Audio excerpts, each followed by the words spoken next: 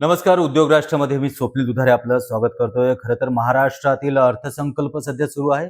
या अर्थसंकल्पामध्ये विविध विषयांवरती हात घालत असताना नागपूरच्या काटोल तालुक्यामध्ये काल एका स्फोटक कंपनीमध्ये एक स्फोट झाला. त्याच्यामध्ये जवळपास 18 जणांचा मृत्यू झाला. बघायला गेलं तर यामध्ये काही महिलांचा समावेश होता. आपण पाहतोय की हा मृत्यू झाल्यानंतर त्यांची मुलं, त्यांची घरातले कुटुंब मेंबर जे आहेत, ते त्यांनी आक्रोश फोडला. मुलं अनाथ झाली.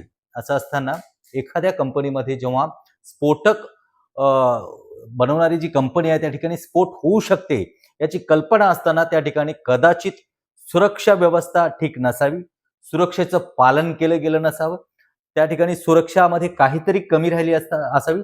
याचमुळे हा स्फोट घडला. पण हा स्फोट आताचा हा पहिला स्फोट नव्हता. तर स्फोटक कंपनीमध्ये अनेक वेळा आपण पाहतोय की नागपूर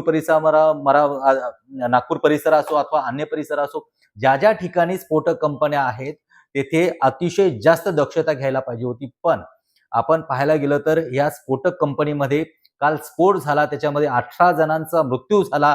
त्यामध्ये काही बालक अनाथ झाले, महिलांचा समावेश होता आणि यालाच धरून आज अर्थसंकल्पामध्ये लक्षवेधीमध्ये प्रश्न क्रमांक 2 मध्ये विजय वडेट्टीवार यांनी हा प्रश्न उपस्थित केला आणि विशेष म्हणजे माननीय मंत्री महोदय जे आहेत आकाश फुंडकर यांनी या प्रश्नाला उत्तर देताना सांगितले की अशा कंपनीमध्ये ज्या पद्धतीची असे अपघात होतात आणि त्याच्यामध्ये मृत्यू होतो, तर अशा कंपनीमध्ये ज्या लोकांचा मृत्यू झाला यासाठी एक आमदाराची समिती गठीत करण्यात यावी. त्यांचे अभ्यास समिती ती असावी आणि ज्यांचं नुकसान झालं त्याला तर सरकारने खरं तर 5-10 लाख रुपये नुकसान भरपाई दिली खरी. पण ही नुकसान भरपाई याच्याने आयुष्याचं नुकसान भरून येऊ शकतं का? हा सगळ्यात मोठा प्रश्न आहे. आणि असं असताना आज विजय वडेट्टीवार यांनी हा प्रश्न उपस्थित केलाय. खरं तर या प्रश्नाला आपण पाहतोय की आता अधिवेशनामध्ये विजय वडेट्टीवार हा प्रश्न उपस्थित करतानाचा आपण पाहतोय की त्यांनी आक्रमक भूमिका देखील या ठिकाणी घेतली आहे. त्यांनी आक्रमक भूमिका घेत त्यांनी सांगितलं की आमच्या या कंपनीत काम करणारे सर्वसामान्य कामगार आहेत त्यांचा मृत्यू झालाय आणि त्यांचा मृत्यू झाल्यानंतर सरकारनं त्याच्याकडे फक्त नुकसान भरपाई देऊनच त्यांची जे दुःखाची भर आहे ती पूर्ण होऊ शकत नाही.